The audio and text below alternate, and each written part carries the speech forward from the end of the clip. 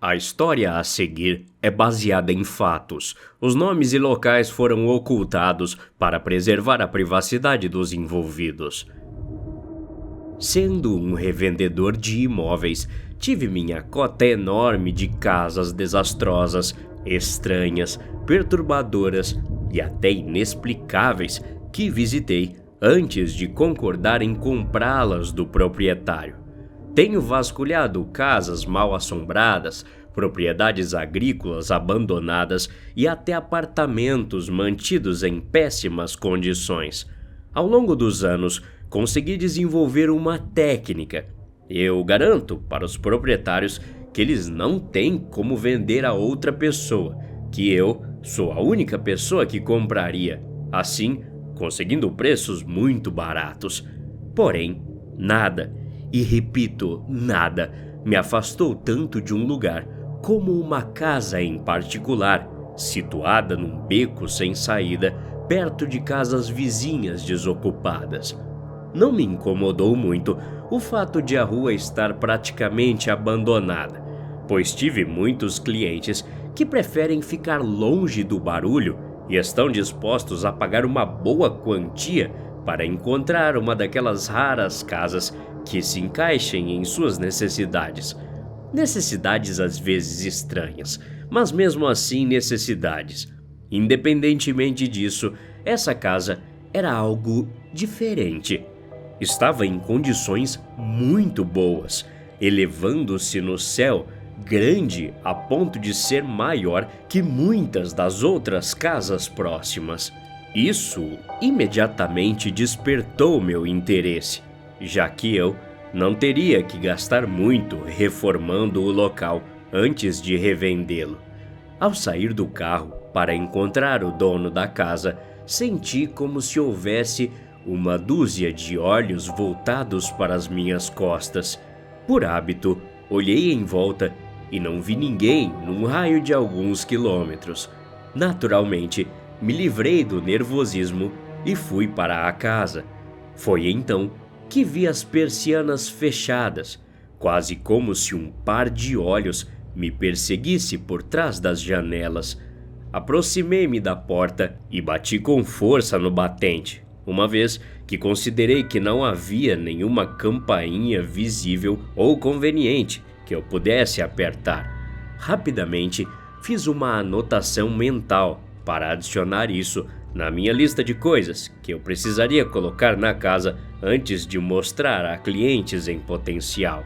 Enquanto eu pensava nisso, a porta se abriu, revelando um homem alto de meia idade, sorrindo para mim. Bem-vindo! É tão bom ver você, senhor. Por favor, entre. Seu comportamento exuberante me pegou desprevenido por um momento, mas rapidamente me recompus e sorri de volta. Agradeci generosamente e passei por ele para entrar na casa. Minha primeira impressão da casa foi que ela era absolutamente magnífica. A paleta de cores da sala era deslumbrante, que só poderia ser reproduzida pelos melhores dos melhores designers de interiores. Ao lado havia uma grande cozinha, projetada com mesas de carvalho e bancadas de granito, na qual havia um micro-ondas novo e um liquidificador adjacentes um ao outro. Obrigado por ter vindo. Eu assustei, sem ouvi-lo dizer isso atrás de mim. Meu nome é Brian. Prazer em conhecê-lo. Ele estendeu a mão, que eu apertei com firmeza. Por favor, deixe-me mostrar o lugar. Ele fez sinal para que eu o seguisse pelo corredor, onde presumi que ficavam os banheiros e os quartos. Passamos por inúmeras portas sem que ele parasse para explicar o conteúdo de cada cômodo, o que pareceu estranho. Quase perto do final do corredor, depois de termos passado por todas as portas, havia uma escada que levava ao andar de cima, para a qual Brian apontou com entusiasmo. Lá em cima, se você me seguir, É onde ficam o quarto principal, o banheiro e as instalações. Eu mantive tudo em perfeitas condições quando soube que você estaria a caminho. Balancei a cabeça, apenas meio interessado. Fiquei mais curioso para saber por que ele não me explicou o que havia por trás daquelas portas. Se me permite, a quais cômodos essas portas levam também? Perguntei. À primeira vista, percebi que parecia a prova de som pela forma como a porta estava estruturada. E por que elas são a prova de som? Também perguntei. O sorriso de Brian vacilou por um segundo antes de voltar a ser aquele largo sorriso. Isso não é nada. Apenas algum espaço de trabalho que venho desenvolvendo. Preciso que lá dentro fique silencioso para não me distrair enquanto estiver trabalhando. Não há nada para mostrar a você dentro desses cômodos. Então, vamos pular. Ele se virou e começou a subir as escadas, me forçando a segui-lo. Não fiquei satisfeito com a resposta dele. Parecia falsa, simplesmente mentirosa. Algo na maneira como ele descreveu depois de desfazer aquele sorriso característico dele não me agradou.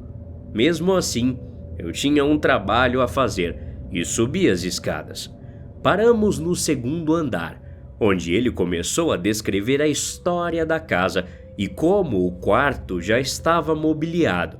Ele apontou para o banheiro, mencionando que tinha chuveiro e pia, além de uma pequena jacuzzi já incluída. Falando em banheiros, já volto. Eu tenho uns negócios a fazer. Ele riu e rapidamente foi até o banheiro. Assim que a porta fez o clique de fechar, me virei e corri. Sou o tipo de pessoa que não gosta que segredos sejam guardados, principalmente quando sou eu quem sou o comprador. Desci as escadas correndo e parei na frente de uma das múltiplas portas localizadas no corredor. Eu sabia que não tinha muito tempo, então girei rapidamente a maçaneta de um dos cômodos, surpreso ao descobrir que estava destrancada. Foi aí que vi algo totalmente sem sentido. Na verdade, tinha sentido, mas eu não queria acreditar. Dentro havia um cômodo sem janelas. Resumindo, era uma sala sem nenhum tipo de circulação de ar, onde você morreria por falta de oxigênio se fosse colocado nela por um longo período de tempo. Ainda mais horrível eram algumas algemas que estavam presas à parede, firmemente fechadas em torno dos pulsos de uma mulher. A própria mulher estava morta, com sangue escorrendo pela lateral do rosto. Do outro lado do cômodo havia uma faca seca em um vermelho fosco, indicando que alguém havia feito isso com ela. Alguém como Brian. Ao sair lentamente do cômodo, tentando sair sem fazer barulho, notei na mulher um cartão de visita imobiliário pendurado em seu bolso, indicando que ela poderia ter estado aqui sob o mesmo pretexto que eu. Horrorizado, tropecei no corredor, ofegando por ar que não percebi que estava segurando. No andar de cima, ouvi a porta do banheiro se abrir e passos voltando para o topo da escada de onde eu deveria estar. Senhor, olá, onde você está? Brian começou a dizer descendo as escadas, ao mesmo tempo que corri para a porta. Abri a porta e saí da casa em direção ao meu carro, batendo a porta ao sair. Provavelmente entrei no carro, dei ré e saí da pista a 130 km por hora em 10 segundos. Assim que me encontrei longe o suficiente da casa, peguei meu celular e liguei para a polícia. Informei-lhes o que vi, bem como o endereço onde estava. Depois que eles me garantiram que enviariam uma equipe até lá para verificar, saí do bairro o mais rápido que pude de volta para minha casa. No caminho até a garagem, recebi uma ligação da polícia explicando o que aconteceu. Eles encontraram o cara parado do lado de fora da casa, com um sorriso largo, recebendo-os de braços abertos. Ele parecia louco, o que rapidamente foi determinado por um dos peritos que o analisaram depois de ouvir o que eu tinha visto. O resto dos policiais explorou a casa, apenas para voltar com notícias horríveis. Cada cômodo daquele corredor tinha algum tipo de pessoa interessada em comprar a casa.